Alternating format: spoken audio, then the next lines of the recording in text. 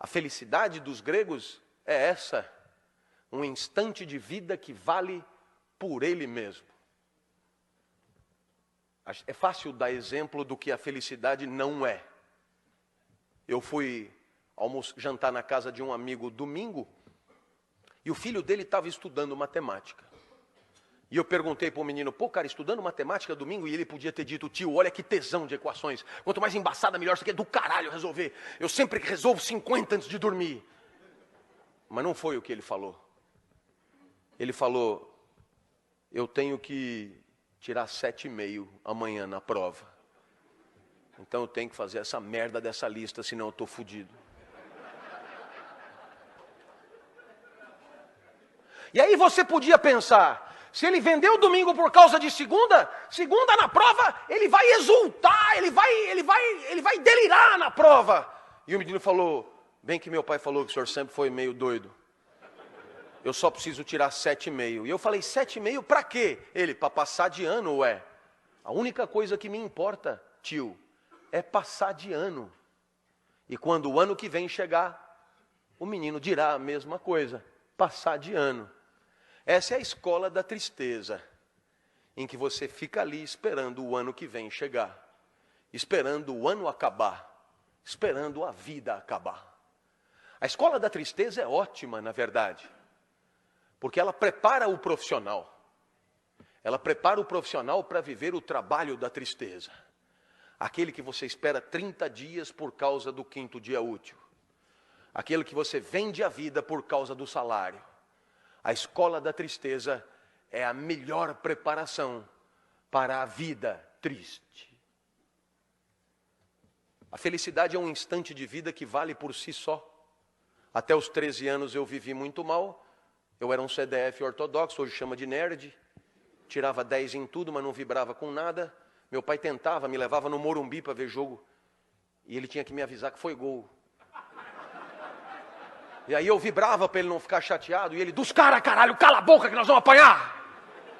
Meu pai também me levava em escola de arte, né? Argila, pintura, guache, origami. Origami é o pior de todos. Uma folhinha de papel, 600 dobras na ordem certa. E aí tem um passarinho que você chucha no rabo, ele abana os dados. Se você errou uma dobra, fudeu o passarinho. E eles ainda chamam de passarinho da felicidade. A mulher chamou meu pai com uma semana e disse, olha, com seu filho aqui são 4 tipos de aluno. Super talentosos, que adoram isso aqui, outros que não têm tanto talento, mas também adoram isso aqui, outros que não têm talento nenhum, mas estão aí se divertindo, e o seu filho, ele não é daqui, pode levar ele embora. Aos 13 anos, o professor de geografia entrou, disse que não ia dar aula. O curso seria só de seminários, e para mim caiu o petróleo. Então, eu me preparei, e chegou o meu dia, subi no palquinho dos jesuítas de São Paulo, olhei para a classe, aquilo estava coalhado de gente. Comigo não tinha bullying, gostavam de mim. Conversar comigo era como ir ao zoológico, uma experiência diferente. Veio gente de outras classes para assistir. Aquilo, gente de pé. E pela primeira vez, ouça-me, pela primeira vez foi legal estar aonde eu estava. Pergunto, é preciso ser filósofo para entender o que os gregos chamavam de felicidade? Eu vou repetir, foi legal estar aonde eu estava. Pela primeira vez em 13 anos. Por quê? Porque até então eu sempre esperava acabar. Esperava a aula acabar, esperava o treino acabar, esperava a aula de arte acabar, esperava... Ali não, eu não queria que acabasse. E para não acabar, eu não começava. E olhava para todos. Esse cara é mais doido do que eu imaginava. O professor se irritou, o senhor engoliu a língua, eu tive que começar. E cheio de entusiasmo, falei tudo o que eu sabia em 15 minutos. E um amigo levantou a mão e disse, professor, deixa ele continuar falando, é tão legal o jeito que ele fala. E o professor disse, ele tem 50 minutos para falar, ele que fale. E a bola veio para mim. A bola do Muricy veio para mim. Quando a bola vem para você, e aí, velhinho, vai viver como? Você é livre, decide. Eu não sabia mais nada para dizer. Se eu fosse respeitar a geografia, eu tinha que dizer, eu não sei mais nada. Mas o meu corpo dizia, 13 anos de uma vida de merda, agora que tá do caralho, não sai daí. Mas eu não tenho mais nada para dizer, inventa qualquer porra, mas não sai daí. Então eu decidi inventar sobre o petróleo. Lembrei do meu pai. Meu pai nunca passou na porta de uma faculdade. Mas o meu pai dizia coisas que depois eu encontrei na mais sofisticada filosofia. Tem um filósofo chamado Nietzsche, que escreveu um livro dificílimo chamado Assim Falava Zaratustra. E o Zaratustra tem uma hora que ele diz mais ou menos assim: leva o tempo que for para perceber qual é a tua praia. Leva o tempo que for para perceber qual é o teu lugar. Mas depois que você descobriu, não recue ante nenhum pretexto. E o meu pai dizia, para trás nem para pegar impulso. E sempre com carinho. Ixi, aplaudir. E depois sempre com carinho, seu bosta. Eu lembrei do meu pai e comecei. Até aqui eu falei das diversas bacias petrolíferas pelo mundo, está no livro de vocês, eu não vou me estender. A partir de agora eu vou tratar de um outro tema, mais fino, mais sofisticado, que é a qualidade do petróleo. Tem petróleo bom e tem petróleo que não presta. Anotem porque vai cair no vestibular. Eu olhei para trás e vi que o professor arriou os óculos, velho. Eu tive medo. Mas eu lembrei do meu pai, seu bosta. Ali não podia mais voltar. Então eu me empertiguei mais e comecei. Todo mundo sabe que o melhor petróleo do mundo é o petróleo da Romênia. Começaram a anotar. Então eu me animei e disse do norte da Romênia, claro. Região da Moldávia, que eu tirei das aventuras de Tintim. Eu olhei para trás e vi que o professor balançava. Ele devia estar pensando, eu não sei porra nenhuma disso, esse cara não pode estar zoando com a minha cara. Eu vi que era hora de quebrar ele, para aproveitar a fragilidade. Eu falei, o senhor sabia disso? Ele assustou e disse, não, não sabia. Eu falei, anota para aprender alguma coisa.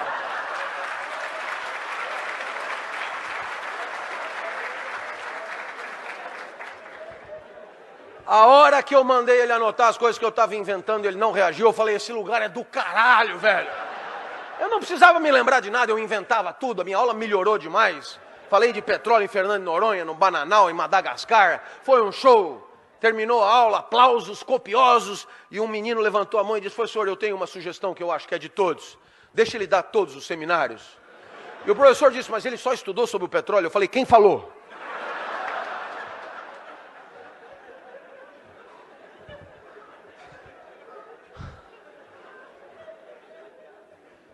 Eu saí dali correndo, fui encontrar o Fusca branco do meu pai.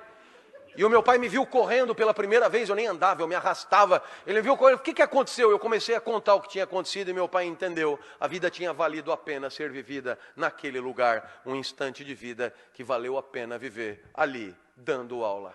Lição para toda a vida. Um lugar que é o meu. César Cielo, 50 livre. Eu na sala de aula. O senhor se acha. Não, não é uma questão de dar bem aula. Questão de ser feliz dando aula é outra coisa. É quando vale a pena estar ali, mesmo que não tenha salário, mesmo que não tenha aplauso, mesmo que não tenha recompensa, mesmo que não tenha nada, como de fato não tem. O que eu vou fazer se a vida só é boa ali, dando aula, com um monte de gente assistindo? E você dirá, professor, e essa felicidade que o senhor fala, para o senhor é o quê? Eu poderia terminar aqui a minha palestra com essa para você. Existe uma coisa que é a alegria. Alegria é quando você ganha potência de agir. É Spinoza que define. Passagem para um estado mais potente do próprio ser. Eu acordo de manhã, a minha energia para viver é muito baixa. Acordei hoje às 4, por exemplo. Eu sentei na cama e lembrei. Cumbica, Salvador, Cumbica e USP ainda. Falei, nossa, velho. Aí a minha mulher, sabe como é 25 anos de matrimônio, já houve um tempo que ela dizia, fica mais um pouquinho. Agora ela diz, não vá se atrasar. E com o pé assim.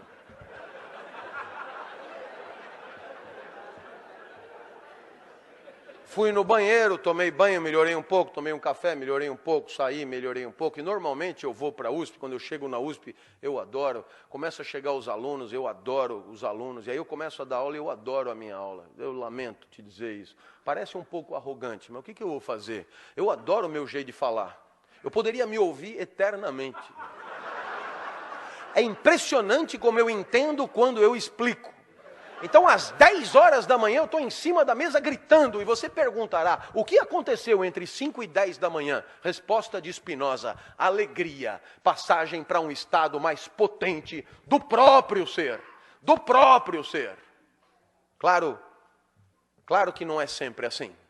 10 horas da manhã, abre a porta, é a mulher do departamento, secretária, a mulher medonha, e ela diz, os outros professores estão reclamando que o senhor grita muito. Pergunto, para onde foi a minha potência de agir? A isso chamamos tristeza. Passagem para um estado menos potente do próprio ser. Eu espero que você tenha entendido. Você vai pelo mundo, tem coisas que te alegram, tem coisas que te entristecem, e a tua potência vai numa senoide subindo e descendo. Impossível só se alegrar. Ninguém consegue se alegrar com o gol do Brasil e com o gol da Holanda, com o gol do Brasil e com o gol da Argentina. Não, a tristeza, obviamente, faz parte da vida. Para haver alegria, tem que haver tristeza. É óbvio que eu disse do próprio ser, porque não tem uma fórmula que dê para todos. E não tem uma fórmula que dê para você para o resto da vida. Porque amanhã você é outro, e o que te alegrou hoje pode não te alegrar amanhã. Você vem pela estrada e para, vê lá rancho da pamonha, você está verde de fome, come a primeira pamonha, a pamonha te alegra fudidamente. Pamonha e você tudo a ver. Pamonha é do caralho, velho. Aí você comete um erro a não cometer, fazer da pamonha um ídolo, fazer da pamonha uma qualidade de vida, uma lição de autoajuda, e pede a segunda pamonha, já vai te alegrar menos. Porque o comedor da segunda pamonha já não é mais o comedor da primeira pamonha. Já tem menos fome, mais glicemia no sangue, etc. Mas você é fiel à pamonha, pede a terceira. Quando chega na 10ª, você tem que parar. A mesma pamonha que te alegrou vai te matar. Você, já virou um suco de milho, na verdade, teu sangue. O que vale para a pamonha vale para qualquer coisa, para o matrimônio, por exemplo. Quase sempre a lua de mel é a primeira pamonha. Depois de 5 anos, você não aguenta mais comer pamonha. Aí você começa a querer comer um curauzinho. Mas se você achar que o curauzinho é a solução, tem dia que o curauzinho não está bom. Talvez por isso a vida que vale a pena seja essa. Uma felicidade assim. Um instante de vida que você gostaria que durasse um pouco mais. Um instante de vida que você gostaria que não acabasse logo. Um instante de vida que você gostaria de repetir. Professor, o que um instante de vida tem que ter para ser feliz? Isso que eu estou te dizendo. E quem é que fala isso? Eu. Dessa vez não é nem Platão, nem Aristóteles, nem Nietzsche, nem Rousseau, sou eu. E o senhor quem é? Clóvis, muito prazer. É que eu não morri ainda, não virei clássico. Mas ainda assim, eu tenho o meu palpite para te dar.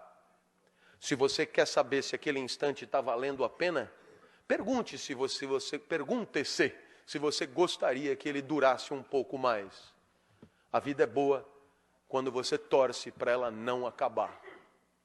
Perceba que a maior parte do tempo a gente torce para acabar. Torce para o dia acabar, para poder chegar em casa, torce para a semana acabar, por causa do final de semana, torce para o mês acabar, por causa do 5º dia útil, torce para o ano acabar, por causa das festas e das férias. E sem perceber, a gente está torcendo para a vida passar rápido. A felicidade é o contrário disso. A felicidade é quando você gostaria que não passasse, é quando você lamenta o final do dia. É quando você lamenta o final de alguma coisa que você está fazendo. Como num filme argentino, você até esqueceu que está no cinema, e só se lembra que está no cinema quando o filme acaba, e você lamenta muito de tão bom que era o filme, de tão feliz que você foi.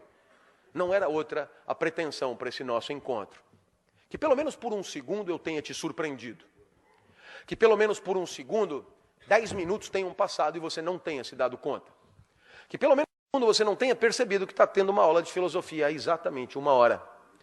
Que pelo menos por um segundo você tenha pensado em repetir isso. Torcido para durar um pouco mais, me mostrado para alguém que você ama na internet, ser meu aluno ou pelo menos me dar um abraço no final da palestra. E se alguma dessas coisas aconteceu, é porque você foi feliz por um segundo. E agora você já sabe o caminho. A vida vale a pena quando você torce para ela não acabar.